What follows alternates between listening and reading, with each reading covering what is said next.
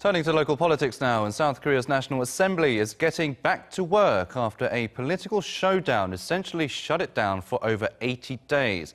Rival parties held a plenary session today, voting on some important procedural matters, while the main opposition party has ended its boycott of parliamentary committee meetings. Kim Min-ji with more.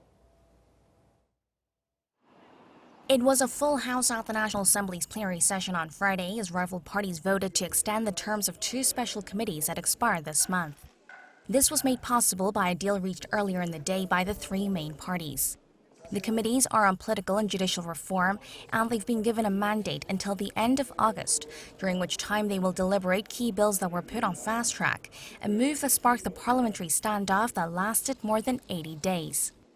In April, despite strong objections from the main opposition Liberty Korea Party, the ruling Democratic Party and the minor opposition bloc fast-tracked key bills, including one electoral reform and establishing an independent body to probe high-level government officials.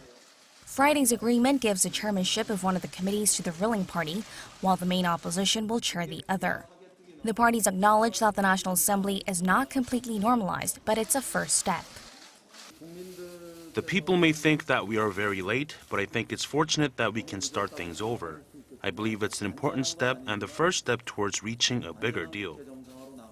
It took a lot to get this far. Rival parties had reached an agreement earlier this week, which the Liberty Korea Party later pulled out of. Amid mounting public criticism that they are neglecting their legislative duties, the main opposition party says it will also participate in standing committees, but other matters will need further negotiation. Although we're not completely operational yet, we have decided to return to Parliament. We have a lot to do in the June parliamentary session. We will take care of people's livelihoods by participating in parliamentary meetings. The deal was generally welcomed by the smaller parties, but it was met with fierce criticism from the minor Progressive Justice Party, which had headed the Committee on Political Reform. They said the agreement does nothing more than replace their lawmaker and hands a position over to what they called extreme conservatives.